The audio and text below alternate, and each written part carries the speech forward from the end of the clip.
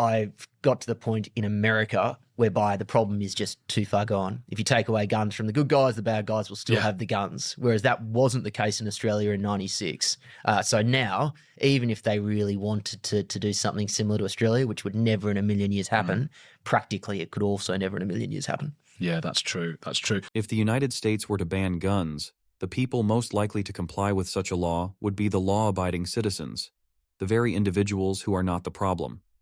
Criminals, by definition, do not follow the law, and history has shown that black markets thrive when there is demand. With over 400 million firearms already in circulation in America, it is virtually impossible to remove them all. Any attempt at a sweeping ban would only result in responsible gun owners handing over their weapons, while criminals would continue to acquire and retain guns through illegal means. The end result? A less armed population of law-abiding citizens and a still armed criminal element. A dangerous imbalance. This scenario is vastly different from what occurred in Australia. When Australia implemented its gun buyback and restriction programs after the Port Arthur massacre, the national context was very different. Gun crime was already relatively low, and there was not the same deeply rooted cultural attachment to firearms that exists in the US. Moreover, the sheer number of guns was nowhere near America's scale, making enforcement practical and effective. Australia's approach worked because of these conditions. Trying to apply the same model to America ignores these fundamental differences and would likely lead to worse, not better, outcomes. Consider also what would happen if Australia reintroduced civilian gun ownership on a large scale. Even if the rollout began with strict regulations, it wouldn't take long before something went wrong. A mass shooting, a domestic violence incident made deadlier by a firearm, or a tragic accident where a child gains access to a gun. Each of these events would spark widespread public outrage and renewed calls for bans, triggering a political and social panic. Within a short time, the very same guns that were just legalized would likely be outlawed again, having caused irreversible harm with no lasting benefit. In a society like Australia, where the public is not culturally committed to gun ownership, and where gun-related crime is relatively low, the whole experiment would be a cycle of tragedy and retraction, not a path to safety or freedom. It just wouldn't work. Another crucial point is that guns make terrorism far more dangerous. It's often claimed that if someone really wants to kill, they'll find a way, whether with a knife, a car, or something else. But this argument misses the obvious. Not all weapons are equal. A gun allows a person to kill multiple people in a matter of seconds from a distance. A knife does not. You simply do not see mass knife attacks with the same scale of devastation as gun attacks. While tragic, knife incidents are typically limited in scope and often give victims or bystanders a chance to escape or intervene. In contrast, gun-based terror attacks can kill dozens within minutes, and the lethality is exponentially higher. Moreover, the comparison to knives falls flat when you consider that knives are essential tools used in everyday life. From cooking to trades work, you can't ban knives. But guns? They serve virtually no civilian public purpose other than to injure, kill, or threaten, ideally only in self-defense. But when virtually no one else has access to guns, owning one for self-defense becomes far less essential. Once you introduce guns into society, it's not just the law-abiding citizens who get them. The playing field becomes far more dangerous, even though the weapon you now carry is more powerful. Consider that in Australia, even pepper spray is illegal for civilians to carry. There is a reasonable argument to be made that it should be legalized, perhaps even just for women.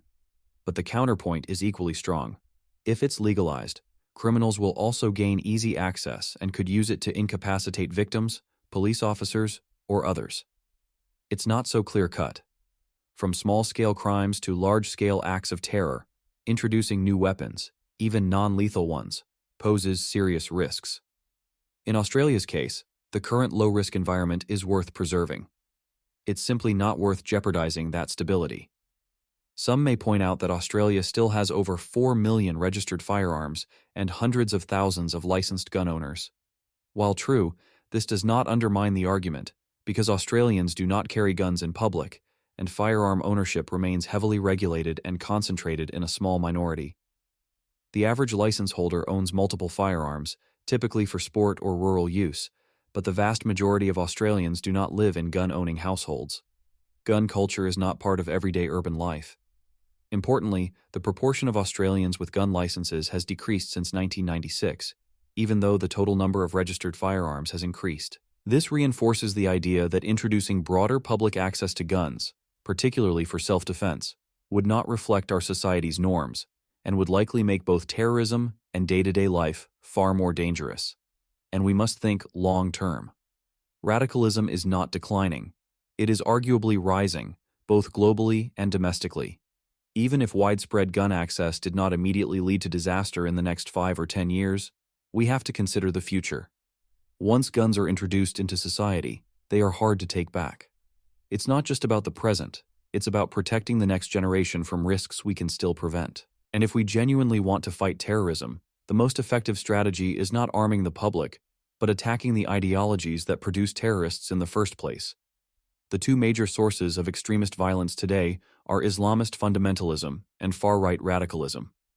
The real battle is ideological. By exposing the flaws, contradictions, and moral failings of these belief systems, we can prevent radicalization before it takes root. Once someone has reached the point of committing acts of terror, it's often too late. Prevention must begin with education, public discourse, and the courage to critique dangerous ideas, even when they are wrapped in the language of religion or nationalism. Unfortunately, many people are too afraid to criticize radical religion, especially Islamism, for fear of offending. But whitewashing violent ideologies under the banner of tolerance only invites further extremism. As for far-right terrorism, it's not enough to simply call their views conspiracies. We must actively refute them, teach people to think critically, and make the case that violence achieves nothing meaningful. The pen is mightier than the sword. Writing, speaking, debating, and educating are the true tools of social progress. If parents and schools fail to teach ethics and critical thinking, we shouldn't be surprised when young people fall for simplistic narratives and destructive ideologies. Preventing terrorism begins long before a weapon is drawn. It starts with how we shape minds. One more reason I will share about why we don't want guns in Australia.